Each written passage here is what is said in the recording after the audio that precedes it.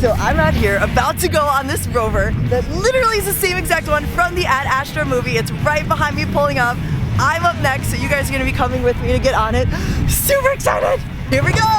Woohoo! This is based off of a manufactured off-road vehicle called a Polaris Razor. A Polaris Razor? And it was modified specifically for the movie. Oh my god. So cool. So I was the mechanic and I drove in a couple of seats. So they That's awesome. Yeah. used these for like 4 months. Wow. We shot all over sorts of different places to make it look like the moon. Wow.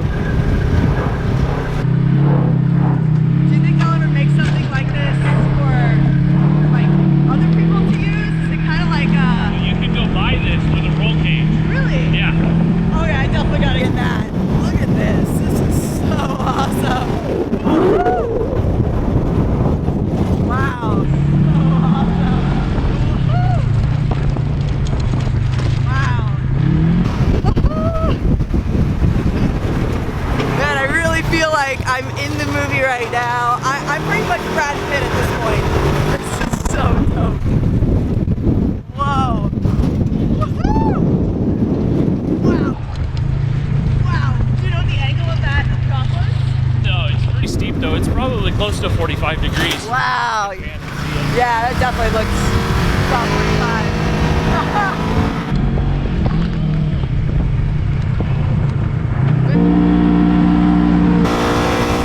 cool. Motor. Wow. Do you know what the horsepower is? They make about 115. 115. What's the top speed on this? They do about 85. 85. Wow. So we're only using just a little bit of what it's capable here. Oh yeah?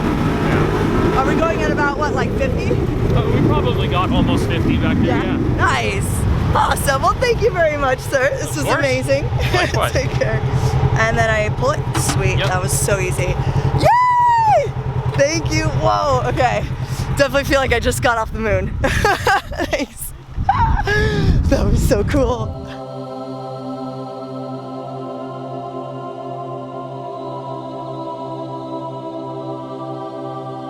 And I now have the pleasure of welcoming our panelists. So first things first, Mr. Robert Yao. Robert is Ad Astra's technical consultant and a NASA engineer. Thanks for joining us, Robert. You bet. Pleasure to be here. Thank you. Also, Ellen Ochoa. She's a veteran astronaut, former director of NASA Johnson Space Center. Veteran astronaut, former director of NASA Johnson Space Center. And thank you for joining us. Yeah, thank you, Justin. And we got my main man, Leland Melvin. He is an astronaut and former NFL wide receiver. Thanks for joining us. Thank you. And then Dan Hicks, who I just recently met, who is the CEO of Spaceport. Thanks for joining us, Dan. You bet, Justin. Great to have you all here. Awesome, awesome. So let's get straight into it, you guys. What do you guys think about space and Ad Astra? Amazing. Like, what do you guys think about Ad Astra and how it showcased space and the history of space exploration? Okay, I'll start. Well, you know, when I see a space movie, one of the things I really particularly look for is just the views, because, you know, when you have had the opportunity to be in space, that's one of the things that you absolutely take back with you is the amazing view that you have. And of course, Leland and I had the chance to view Earth. And I know in this movie they also used some actual NASA footage from some of our spacecraft for the, you know, Mars and Neptune and some of the other planets. And to me, that was, you know, that's the visual that I really remember from the film is seeing those other planets as well as the view of Earth that you get. No, that's great. I mean, the first thing that you look out the window, you get this perspective shift on how you feel yourself connected to the planet. And when I watched Ad Astra, when he was on Moon, Mars, and then Neptune, flying closer to Neptune and seeing the rings of Neptune, it was like, wow, that's pretty deep. And then, you know, I was also thinking about, like, when I was in space, I was with a group of people. We were working together as a team. But in Ad Astra, Brad Pitt Roy was, flying solo a lot of the time. And I just wondered what he felt as he was traveling solo. Because that's not usually how we travel. We work as more of a team. So that was a little different take on space transportation, space travel, but it was pretty cool. Yeah. Is this on? Yeah. Yeah. Okay. Certainly, it's a continuum of science fiction films that we have here, culminating with Ad Astra. You go back to 2001: The Space Odyssey. For instance, at its time in the late 60s, it sort of was state of the art in terms of visual effects. Really cool, cutting edge technology. The last thing I did up in the command group was look at what our vision as a missile range we wanted to be in 2046. What type of concepts and threats and things we needed to help our nation continue to maintain a peaceful environment around the world. And it was really cool, the directed energy concepts, but being involved with space applications was exciting. And actually, in the early 80s, I put in my application 3 times to NASA and kept getting that nice letter back. You're one of 2,000 highly qualified applicants, but this year we're only taking 6 or 12. Or it's like, so my hat's off to both of you to have the right things that brought you into where you're at. But as you know, in space, there's so many opportunities to support and as we go forward. So I retired right after finishing the vision where the range was going. I retired because I was selected to be the executive director of Mexico Spaceport Authority. One of the things is run this beautiful spaceport that we're all at in here. But it's really exciting how, certain doors open to you as you go through life, and we all take different paths. But the space sector right now is one of the most exciting sectors that I think any of us can be involved in, because what it's going to do for humanity is really cool as we go forward. It's important. If you are going to be in space for a long period of time, and you are pretty much by definition going to be in a space that's not going to be very big, it is really important to think about behavioral health. And NASA does spend a lot of time on it.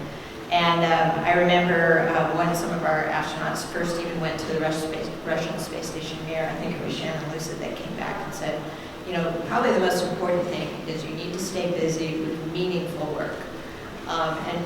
So it wasn't like just don't tell me to do an inventory of the whole space station just to keep me busy, because I know that's just busy work, So when there's opportunity to actually be doing some kind of science or engineering research as part of your journey, I think that will be really interesting to astronauts. And then, how do you best stay in communication, I think.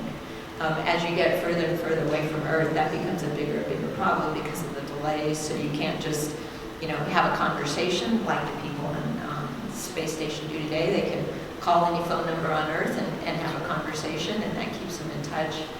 And so, you really do have to think about it. If you can't have those regular sorts of two-way conversations with people back on Earth, how do you stay connected to humanity? And that is something that I think we have to think a lot about. Yeah. In the movie with Brad, I think when we look at these much longer duration space flights to Mars or to Neptune and these different places, you're going to have to maybe do a lot of work on the front end from the behavioral standpoint with your families and what the expectations are for your families. Like, I know there have been astronauts that have gone to space and, we have really good communication from the space station, but someone will talk about, hey, the plumber didn't come today and I've had this problem with the babysitter, and so you're in space doing all these incredible things, and your spouse is telling you all of these, what seem to be menial things on the ground that you need to listen to, or if you don't listen to, you're gonna get in trouble when you get back home, right? Because then, honey, you weren't listening to me, right? So I think, but the expectations of a much longer duration space flight without the communication, you need to, again, like I said, do that work from a psychological standpoint on the front end, so that you don't have those types of problems that Brad maybe had long. And that wasn't a long duration flight, because it was 9 days there, right? Yeah, 79. Oh, 79 days. To Right. for the longer. Right. Yeah. So, but yeah, that front end work is important. And I think we spend a lot of time getting crews to gel together. Now, clearly, again, in the movie, some of the other crew members were really more adversaries, just based on the dramatic arc of the movie. But you know, we really depend on each other. You know, we see each other as not only as colleagues and friends, but we depend on each other for our lives. And so hopefully there would be a crew of 3 or 4 going someplace as far away as Neptune. And again, that would be a lot of your support structure. But you also have to figure out, okay, there are times crew members can irritate you. You know, what do you do? You know, where's your little place where you can go and do something else? Because those are just very human qualities that you have to account for. And I think as we get closer to the commercial cruise, where you might get pickup members that are going on this mission that don't have a lot of training together or work together, you might have to do a lot of work with them, with the psychologists, to say, you guys are going to be a team. You're forced into being a team whether you want to be one or not. And that's really, really important too. So do you think we'll see space psychologists in the future, or maybe? Well, Brad, I mean, in this movie, he was talking to the shrink every time he had to do something, right? And they were recording it, you're fit for duty or you're not fit for duty, based on his responses. And so that should even be more of a critical role to play in the longer duration space missions. So I'm curious, I think this is a good question for you, Dan. Why should the public be excited about space right now? It's the simple answer is the stars are aligning. Right? But what I mean by that, there's the space, the commercial industry is at a point in time, and the federal government with its alignment, we haven't seen in probably ever with the Department of Transportation, Department of Commerce, NASA, all the federal agencies with the National Space Council are aligned with a purpose and a goal, and we're working as a team internationally. That came very clear with Jim Rice at the last conference I was at, the National Astronautical Congress in DC. And it was exciting to see how at the federal, at the governmental level, everybody's aligning with a purpose, and that's driving the commercial industry. And it's like Wall Street has just woken up with investing with all these new technologies that are being developed that we need as humans to do the life sciences, material sciences. So that's kind of a little background about what's going on. It's like everybody's aligning, and it's now the right time to do it. But the question is as to why it's important for humans to explore and to go into space. I mean, Ellen and Leland know from their experiences. Astronaut Melvin. You know, there's so many things that Earth needs, and to protect Earth and to nurture Earth as we go forward as humans, as a society. If we don't explore, if we don't continue to reach out and understand what the world, what the universe is like, we're not going to really be able to protect Earth, I think, very well. And it's important that we do that. There's some studies that have been done, just, I say studies, historical perspectives about civilizations, when they stop, how they collapse, is because they stop that exploring. They stop that mindset. I had my interview to become an astronaut, and John Young, the first pilot of the shuttle, walked on the moon. He said, once we stop exploring as a civilization, we die. Yeah. I believe that strongly. That's probably one of the most important themes to answer, just like in New Mexico, a lot of the taxpayers say, hey, why do we have a spaceport? Why is it important to go to space? As a species, I think it's very important. As humans, if we don't continue to explore, and there's such incredible riches in space that we just are beginning to understand, and things that we need to help us continue to protect Earth. As we explore the moon and Mars, there's water systems, and Ellen and Leland, you both know that very well, how you survive in a space habitat. As we survive on the moon and on Mars, we're going to develop things that are perfectly suited for Earth. In fact, there's a Space Valley Summit I'm hosting with Los Alamos Labs and Sandia Labs and PSL and the research universities here on the 1st of January. And the director was talking about, we need to do things on water, we need to do things on energy. And I'm like, guess what, we're doing those same things in space. And as we develop capabilities that can sustain those commodities in space, it'll be much better here on Earth. And that's important for humans to know, to understand. Hey, how you doing? Good, you ready? I'm ready. All right, let's see. We'll see. We'll see if I'm ready. I can't wait. I'm so excited. I'm going to try it out. Yeah, awesome. Go into space. Go into space. So I'm going to calculate how many habitable planets there are in the